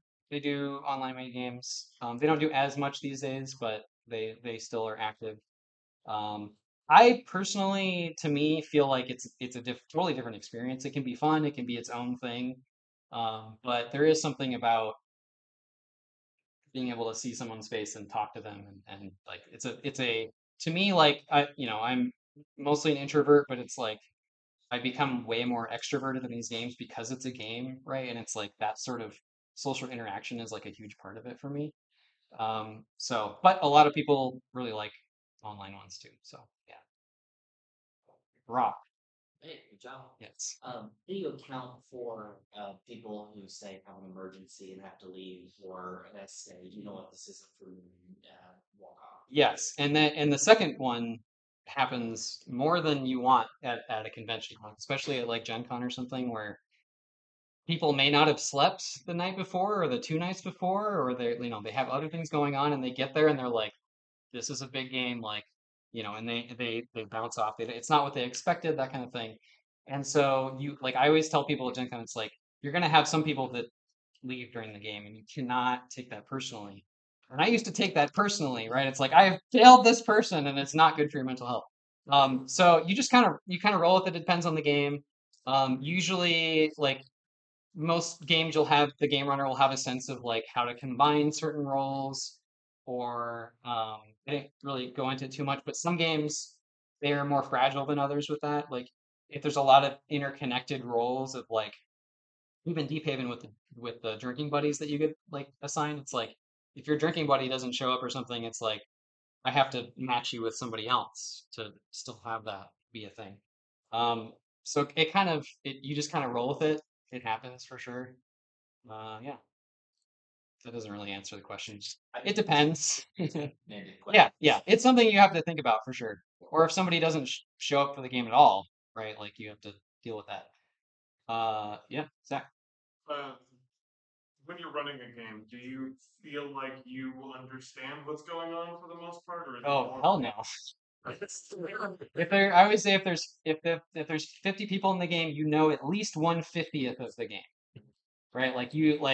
Hopefully if you're the game runner or something, maybe you know more. Usually you don't. As a player, hopefully you know what your team is up to a lot of the time. Honestly, the I didn't really touch on it, but like the after hangout is like not only just the debrief, but also like going to the bar after, hanging out after is like a big part of the experience a lot of the time, because you get to hear all these stories that you had no idea what happened, or you'll hear a story and it's like, oh, that's why that happened, right? Like it starts filling in some of the context of these different events that affected you, and you have no idea why. Yeah, so you don't generally. You're lucky if you know the main things going on. Yeah. Andy. The Mega Game Coalition ran that romance-themed Mega Game. Are you Yes. familiar with that? Like how? Yes. Away from all of these other tropes that were in, like it seemed like a pretty different game. Yeah, and actually that because of some of the Gen Con run of that, he actually renamed it. It's called Courting Trouble now. Is what it's called. Sorry, what was the actual question? How did you? Like how different was that rule-wise from the things that you presented here? Yeah. Like, everything presented here seemed to be Yeah. in the field of Watch the Skies. Right. So that game in particular, so Ben Canellis is the designer. He actually was inspired by playing Goblin City, which Goblin City exists because Scott, who made it, was inspired by Deep Haven and another game, Sickle. So it's like there's this weird lineage of like it's sort of like my grandchild or something, but with romance. No, it's very much his own creation, but like it has a lot of the same DNA of that sort of freeform focus thing. I think there's a lot of like if you played it, you would definitely recognize a lot of similar mechanics, but then because it's romance, because it's this whole other narrative genre that like most game runners don't touch at all. Like some games will have marriage or things like that, but like not to the extent where you're like trying to woo another player. I mean, it's more mechanical than like you're not actually romancing someone or something, but it's very interesting. It's something I would be scared of for various reasons, but like it's very cool. I'm actually hoping to play it at PAX this year, so we'll see. Yeah. What tools do the control have to facilitate communication amongst themselves? So I like Walkie-talkies. we've tried to do walkie-talkies. We tried to do walkie-talkies at first contact, which helped some, but it's also like people are talking to you and then they're talking in your ear. It can be hard. Honestly, the most effective thing I've had is like uh, having someone whose job it is to be the liaison between people can help a lot. And then also like giving time when the control can come together and actually talk, or at least some of them can. So hourly scrums. I mean, kind of, yeah, like kind of like having, if it's team time or something, and all the players have to go sit down for 5 minutes, they can't come talk to you. You can have the control, do a quick huddle, get on the same page of things. When I'm the game runner, I try to have absolutely no responsibility because the whole game I'm just ping ponging. I'm going from one side of the room to the other and just talking to mostly, well, players too, but control a lot of the time and just trying to be that liaison or handling the the big things that need to happen. Kind of thing. Real companies too. The higher up you are, the less direct involvement you should have. It's funny how often I'm like in the middle of a game and I'm like, I have no idea what's happening. I don't know anything of what these people are talking about, and then like I feel like I'm supposed to know everything. Just like the companies. I think you had one back there. How sensitive is the game to like difficult people? So like when there's when there is a problem, is it all Yeah. some or is it like natural, like with interest or whatever? I think that so convention games again are kind of their own weirdness because like you don't know if sometimes you walk into the room and it's like you can tell people are tired or and it's like they're not going to be at their best. Other times people are just like they've looked forward to this their entire year and so they're going to just have fun no matter what. Um, I think that certain games are more vulnerable to that, and I mentioned that a little bit with like the more freeform games. It's like if it tends to be more on the mechanical side, there's enough structure there that sometimes those players might not have as many issues, or you might not have as many issues with them. But the narrative ones, it can be harder to have those sort of players that are just, they're not there to have. They're gonna try not to have fun the best that they can, right? Like they're gonna try to find something that bothers them. Unfortunately, like a vast majority of people they're excited to be there and it's a good time, but that can happen. Yeah. Yeah. What do you think the future of mega games is? The future. Video games. So Video games? yeah. Yeah, someone invented a kilo game, which is just a small mega game. It's like that's just a game. Yeah. So I mentioned Ben Canella. So there's a game called Touched by Darkness, which is kind of a fantasy spin-off of Den of Wolves. And the bastard, he did this thing where he put the game up on GameCrafter and you can just buy it and it shows up at your house and all the components are ready. Like, what? It's like usually you have to like email some random email from the UK and like, hey, can I look at your game? Like I promise, like I'm cool. And they'll send you a half-made PDF and like you have to fill in the blanks and it's like then you have to print all the components. Like so it's like that to me, that's the future is like having easier to run games. Because it's hard enough if you have everything, you have all the materials, you know what you're doing. You still have to like market the game, you have to sell tickets, you have to book a venue, you have to train control, right? You have to like that's a huge time consuming task in itself. So having games that you can just order and they show up, like that to me that's the future of more of those types of games. I ask if you're going to the bar, ask me. I have more to say about that. But yeah. All right, Josh. Relating, is there a way to make these kind of games that be stoppable, or is it more about not going broke? I have not seen a way to do that.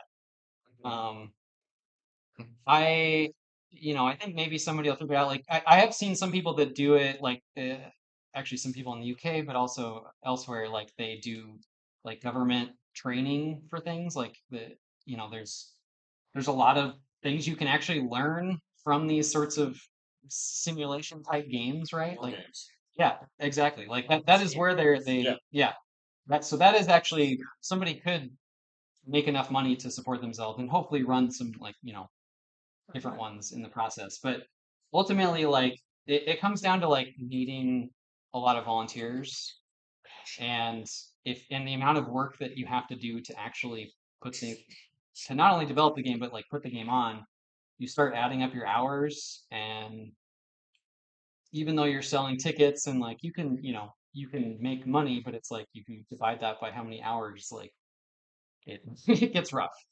And then you have volunteers too, where it's like to me, like we try to do perks and things like that, but like we can't pay what these amazing people are worth. Otherwise, we would have to like 10x our ticket sales, and then that would it either wouldn't sell, or it would only certain types of people could be able to play the games, and like so. And ideally, the volunteers are having just as much fun as the players too. So yeah, it's hard. I don't know. No, I haven't seen it super successful. It's usually a passion project and hopefully breaking even, that kind of thing. Yeah. Speaking of selling tickets, then, do you Yeah. have like a tier system where certain people could pay to win or get to be president? The most I've seen like I've definitely seen like weekend LARPs do that, which I volunteered for one of those one times, and I have some horror stories of that structure. So that sounds awful. I have seen people do like you get a T-shirt or something at this higher tier or something. You get something extra for it, and it doesn't give you any effect on the game or anything like that. But yeah, no microtrans or anything yet. We'll get there. Maybe then it'll be profitable. Microtrans. If you're familiar with True Dungeon and all, that's the route that they went down. But all right, are we hungry? Yeah. Thanks, Trent. Yeah.